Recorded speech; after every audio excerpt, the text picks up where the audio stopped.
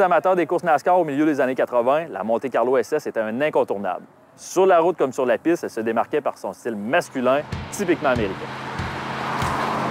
La Monte Carlo a fait son introduction sur le marché en 1970. Un autre véhicule similaire, la Pontiac Grand Prix, avait d'ailleurs fait ses débuts un an plus tôt. Bâtie sur un châssis de Chevelle, la Monte Carlo était censée, à la base, être une voiture de luxe, sportive et abordable.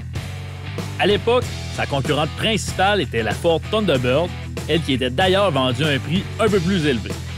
Plusieurs se rappelleront des années 70 comme l'une des plus belles périodes de l'histoire automobile. En effet, les gros bolides offerts atteignaient des sommets de performance jusque-là inégalés et une forte compétition faisait rage entre les constructeurs américains, à savoir qui offrirait le bolide le plus puissant. Lors de ses débuts, la Monte Carlo a connu un succès commercial instantané. La SS, avec son gros bloc Chevrolet de 454 pouces cubes, affichait des chiffres impressionnants avec des versions pouvant atteindre 450 chevaux. Le milieu des années 70 fut beaucoup moins excitant pour les amateurs de voitures en quête de performance. La crise pétrolière força ainsi les manufacturiers à revoir à la baisse la puissance de leurs bolides. La Monte Carlo SS des années 80 était donc très différente des modèles originaux.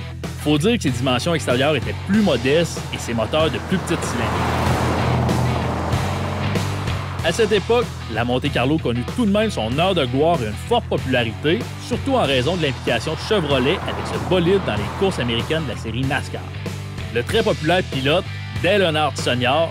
fit d'ailleurs la pluie et le beau temps pendant plusieurs années sur des circuits de course ovales à travers l'Amérique du Nord au volant d'une voiture NASCAR dérivée de la Monte Carlo.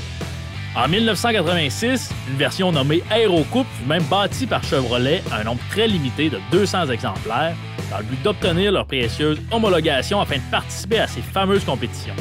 On se doute aujourd'hui de la très haute valeur de ces éditions limitées. Pour en revenir à la SS, elle affichait un look sportif et très viril. On pouvait la reconnaître grâce à ses roues en alliage distinctives ainsi que par le petit becquet bien installé sur son coffre arrière. À l'intérieur, son habitacle était confortable et se distinguait par la couleur orangée des aiguilles de son système d'instrumentation.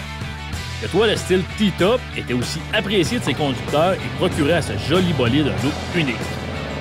Bien que la SS des années 80 était beaucoup moins puissante que celle vendue au début des années 70, son moteur V8 305 pouces cubes de 180 chevaux avait tout de même une très belle sonorité et permettait à son conducteur de s'amuser derrière son volant.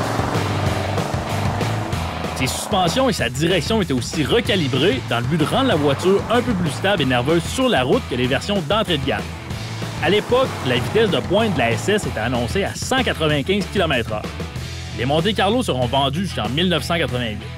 À ce moment, les ventes s'effondraient littéralement en Amérique du Nord. La Monte Carlo renaît de ses cendres en 1995 sous une toute autre configuration à traction avant, dérivée directement de la berline Lumina. Encore présente en NASCAR, son succès s'essouffle graduellement et Chevrolet décidait en 2007 de tirer un trait définitif sur sa carrière. En 1986, il fallait débourser environ 18 000 $ pour se procurer une Monte Carlo SS.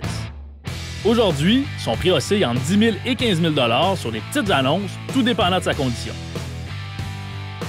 Même si les ventes de la Monte Carlo n'ont pas toujours été au rendez-vous, les éditions SS des années 80 sont certainement des futurs classiques. On les aperçoit rarement sur nos routes et sa valeur risque d'augmenter progressivement au cours des prochaines années.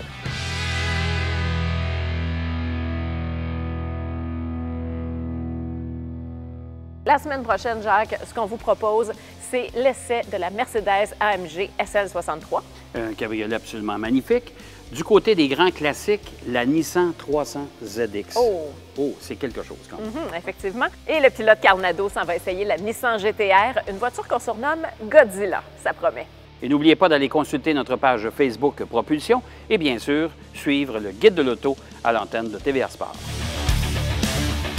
Cette émission est une présentation d'Albi le Géant. Albi le Géant, on vous attend.